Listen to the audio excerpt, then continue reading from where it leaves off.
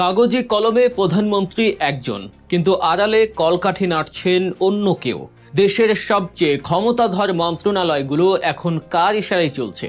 নির্বাচিত প্রধানমন্ত্রী সংসদে নেই, তাহলে দেশের হাল ধরেছেন কে? রাজনীতিতে মাঝে মাঝে একটা সাধারণ কাগজের টুকরো বা একটা প্রজ্ঞাপনে যে কতটা ভয়ঙ্কর আর গভীর রহস্যের জন্ম দিতে পারে তার এক জ্বলন্ত প্রমাণ আমরা দেখলাম গত মঙ্গলবার 17 মার্চ রাতে।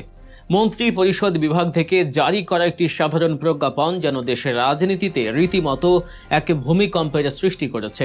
খুব সাধারণ মনে হলেও এই প্রজ্ঞাপনের ভেতরে লুকে আছে আগামী দিনের বাংলাদেশের এক ভয়ঙ্কর অশনি সংকেত।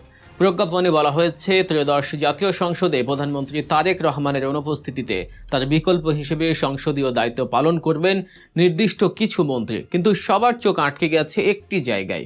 সবচেয়ে স্পর্শকাতর এবং গুরুত্বপূর্ণ মন্ত্রণালয়গুলো যেমন প্রতিরক্ষা মন্ত্রণালয়, মন্ত্রী পরিষদ বিভাগ এবং সশস্ত্র বাহিনী বিভাগের সংসদীয় কার্যক্রম দেখভালের বিশাল দায়িত্ব তুলে দেওয়া হয়েছে বর্তমান স্বরাষ্ট্রমন্ত্রী সালাউদ্দিন আহমেদের কাঁধে। খবরটি প্রকাশ্যে আসার পর থেকেই চারদিকে শুধু একটাই প্রশ্ন ঘুরপাক খাচ্ছে, একজন নির্বাচিত প্রধানমন্ত্রী কেন সংসদে অনুপস্থিত থাকবেন? আর তার এই অনুপস্থিতি বলতে আসলে কি বোঝানো হচ্ছে?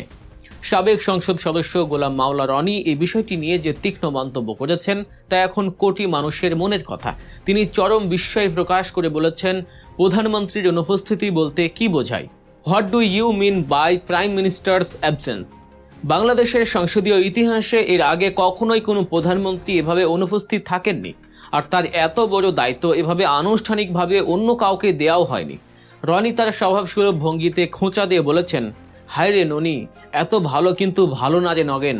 এই লোকজ প্রবাদের ভেতরে লুকিয়ে আছে ক্ষমতার এক ভয়ঙ্কর পালা বদলের ইঙ্গিত। রাজনীতি বিশ্লেষকরা এই পুরো ঘটনাটিকে একটু ভিন্ন দৃষ্টিকোণ থেকে দেখছেন। তাদের মতে বর্তমান সরকারের ভেতরে সালাউদ্দিন আহমেদ মূলত একজন ডি ফ্যাক্টো প্রধানমন্ত্রী বা অঘোষিত সরকার প্রধান হিসেবে আবির্ভূত হয়েছেন। একটু চোখ কান খোলা রাখলেই আপনারা এর প্রমাণ পাবেন। কাগজে কলমে তিনি স্বরাষ্ট্রমন্ত্রী হলেও সরকারের সবচেয়ে গুরুত্বপূর্ণ নীতি নির্ধারণের বিষয়গুলোতে তিনি শেষ কথা বলছেন। এই যে জুলাই জাতীয় সনদ এবং গণভোট নিয়ে দেশে এত বড় আইনি বিতর্ক চলছে, যা মূলত আইন মন্ত্রণালয়ে দেখার কথা, সেখানেও সরকারের হয়ে মূল বয়ান দিচ্ছেন এই সালাউদ্দিন আহমেদ। পরিষদের যে শপথ নেওয়ার কথা ছিল, সেই শপথ না নেওয়ার পেছনের কারিগরও নাকি তিনি। তাকে দেখলে এখন মনে হয় তিনি একাধারে আইনমন্ত্রী, স্বরাষ্ট্রমন্ত্রী এবং সরকারের অলিখিত নীতি নির্ধারক। সালাউদ্দিন আহমেদ এই অসীম ক্ষমতার দায়িত্ব এমনি এমনি পাননি। তার রাজনৈতিক এবং প্রশাসনিক প্রোফাইল অত্যন্ত ভারী। তিনি সাবেক বিসিএস ক্যাডার, সাবেক আমলা, সাবেক প্রতিমন্ত্রী এবং একজন অত্যন্ত ঝানু রাজনীতিবিদ। আইন অঙ্গনে এবং সংবিধানের মারপ্যাঁচে তার রয়েছে বিশাল দখল। দর্শক, রাজনীতির এমন সব চমকপ্রদ আর ভেতরের খবর সবার আগে সহজভাবে বুঝতে এখনই সাবস্ক্রাইব করুন গল্প নিউজ। কিন্তু আজ সবচেয়ে বড় ভয়ের জায়গাটি কোথায় জানেন? ভয়ের জায়গাটি হলো তার এই অসামান্য মেধা, প্রশাসনিক দক্ষতা এবং বর্তমানের এই অসীম ক্ষমতা তিনি কার পক্ষে ব্যবহার করছেন। তিনি কি জনগণের পক্ষে কাজ করছেন, নাকি 5 আগস্টের ছাত্র জনতার আকাঙ্ক্ষার বিপক্ষে দাঁড়িয়ে সিস্টেমকে ম্যানিপুলেট করছেন? এই প্রশ্নটি আরও জোরালো হয়েছে গণভোট ইস্যুটিতে তার সাম্প্রতিক ভূমিকার কারণে। জুলাই সনদের পক্ষে এদেশের প্রায় 70% মানুষ হ্যাঁ ভোট দিয়ে নিজেদের রায় স্পষ্ট করেছে। সেই বিশাল জনমতের বিরুদ্ধে গিয়ে তিনি যেভাবে আইনি মারপ্যাঁচে পুরো বিষয়টিকে আটকে দেওয়ার বা সরকারের পক্ষে সাফাই গাওয়ার চেষ্টা করছেন, তা সাধারণ মানুষের মনে চরম হতাশার জন্ম দিয়েছে। একজন সাবেক আমলা হিসেবে তিনি খুব ভালো করেই জানেন কিভাবে রাষ্ট্রের কলকাঠি নাড়তে হয়। কিন্তু 5 আগস্টের রক্তস্নাত নতুন বাংলাদেশে দাঁড়িয়ে 70% মানুষের ম্যান্ডেটকে বৃদ্ধাঙ্গুলি দেখানোটা যে কতটা বুমেরাং হতে পারে, সেটা হয়তো তিনি বা তার দল ভুলে যাচ্ছেন।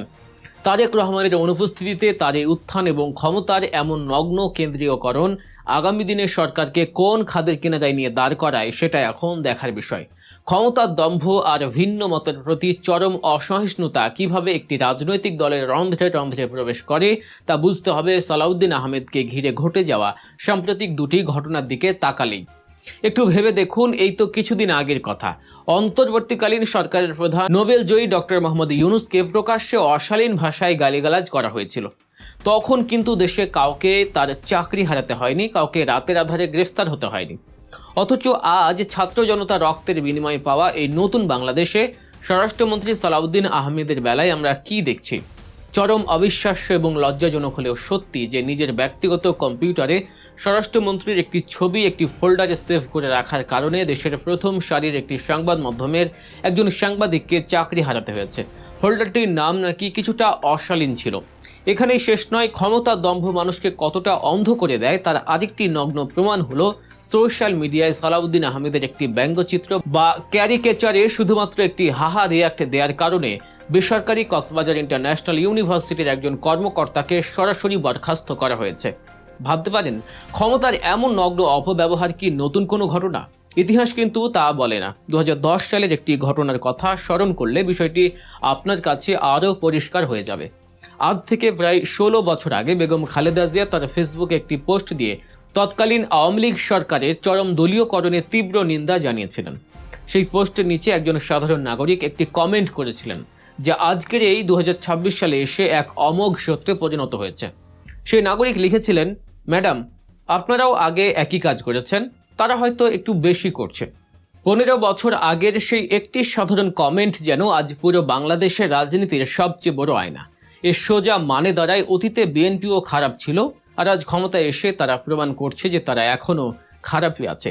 পার্থক্য শুধু মাত্রায়। অতীতে তারা হয়তো একটু কম খারাপ ছিল, আর এখন নিরঙ্কুশ ক্ষমতা পেয়ে তারা আরও বেশি খারাপের দিকে এগোচ্ছে। বাংলাদেশের রাজনৈতিক ইতিহাস গভীরভাবে বিশ্লেষণ করলে এই একটি নির্মম সত্যই বারবার আমাদের সামনে এসে দাঁড়ায়। এদেশের দুর্ভাগ্য, ক্ষমতায় যেই আসে সেই খারাপ হয়ে যায়, যে যায় লঙ্কায় সেই হয় রাবণ। ক্ষমতার চেয়ারে বসার পর সবাই যেন একই মুদ্রার এপিঠ ওপিঠ হয়ে যায়। কেউ হয়তো একটু বেশি খারাপ, কেউ একটু কম খারাপ হয়, কিন্তু দিন শেষে সাধারণ মানুষের জন্য ভালো আর কেউ থাকে না। স্বাধীনতার এই 54টি বছর পেরিয়ে এসে এতগুলো রক্তক্ষয়ী আন্দোলন, এতগুলো গণ অভ্যুত্থান এবং সর্বশেষ 5ই আগস্টের মতো একটি ঐতিহাসিক বিপ্লবের পরেও এদেশের কোটি কোটি সাধারণ মানুষের বুকে আজ কেবল একটাই দীর্ঘশ্বাস। আমরা আজ পর্যন্ত সত্যিকার অর্থে ভালো কাউকেই ক্ষমতায় দেখতে পারলাম না। 5 আগস্টের পর রাস্তায় লেখা সেই গ্রাফিতির কথা বারবার মনে পড়ে যায়। নৌকা আর ধানের শীষ, দুই সাপের নাকি একই বিষ। এই আক্ষেপ আর হতাশার বৃত্ত থেকে বাংলাদেশ কবে বের হতে পারবে? নাকি এভাবেই অনন্তকাল ধরে মন্দের ভালো বেছে নেওয়ার এই নোংরা খেলায় আমাদের নিয়তি হয়ে থাকবে? ক্লজ কতে 93(1) ক্লজ ক। এই কঠিন প্রশ্নটি আজ আপনাদের কাছে রেখে গেলাম। আজকের এই বিশ্লেষণটি আপনাদের কেমন লাগলো তা অবশ্যই কমেন্ট করে জানাবেন। ভিডিওটি ভালো লাগলে শেয়ার করতে ভুলবেন না। আর হ্যাঁ, বাংলাদেশের রাজনীতির এমন সব গভীর এবং অজানা খবর সহজ ভাষায় বিশ্লেষণ পেতে এখনই সাবস্ক্রাইব করুন গল্প নিউজ চ্যানেলটি। ভালো থাকুন, সুস্থ থাকুন। আল্লাহ হাফেজ। ঈদ মুবারক।